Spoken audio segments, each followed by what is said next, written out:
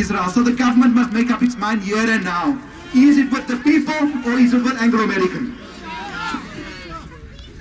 Now, on the role of the United Nations, in 1982, they said to the Palestinians, give us your arms, we will guarantee that you will get out of Lebanon in peace. The Palestinians gave in their arms to the United Nations, and the next minute they were massacred in Sabra and Shatila. The United Nations is the tool of the imperialists. They are the enemy.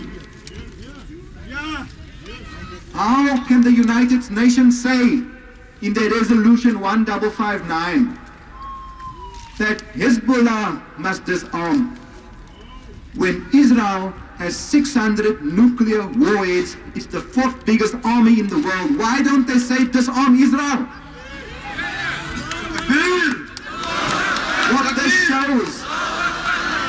What this shows is that the United Nations, any government in the world, we cannot depend on them to disarm Israel.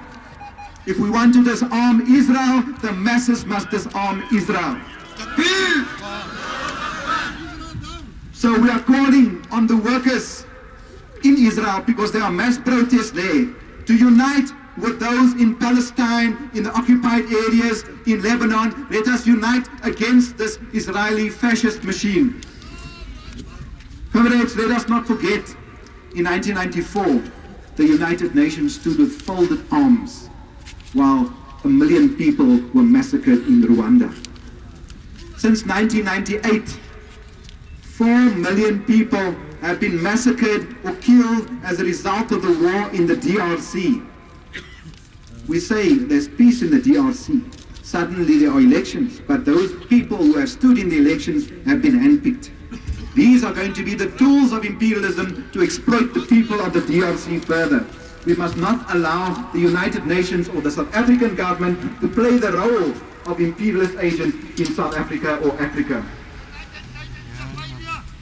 Now, comrades, if the government was serious about supporting the Palestinians and the Lebanese, they would immediately stop the arms sales and the sales of nuclear or radioactive material to the state of Israel. We call on them, if they say they are so open and democratic, please give us the full list of Israeli products so that we can let it be known to all the people that we can make up our own mind if they can't make up their minds.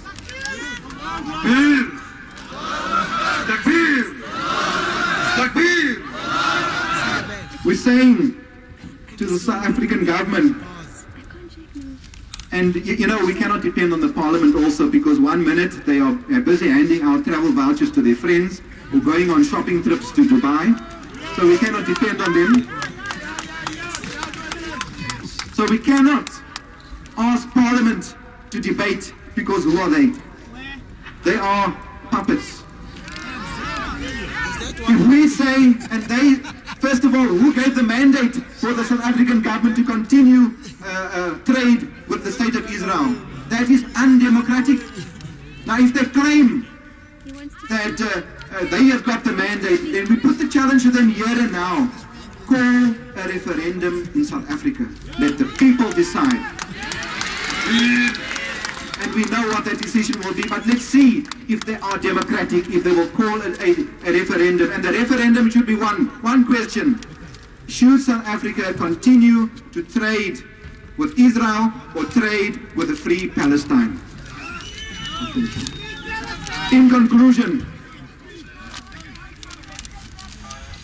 we are calling on the COSATU, NATU and FEDUSA and independent unions. You've made a call for worker sanctions. We want the COSATU and the NATU reps to tell us, they must give us the date when they are going to the mines of De Beers and to the coal mines. They must give us that date to show that they are serious. They must give us the date when they're going to call the shop steward meetings, when they're going to mobilize for all the retail workers and the workers across South Africa to take on not only Israel, but take on Anglo-American, because Anglo-American is the chief monopoly that is propping up the state of Israel. And yes, we support the Swaziland Solidarity Network because they have called, in conclusion, they have called for an international day of action in support of the Palestinians, and the 1st of May was called by an international general strike. We want them to follow suit. Amandla! Down with Zionism, down! Down with imperialism, down! Forward to socialism, forward!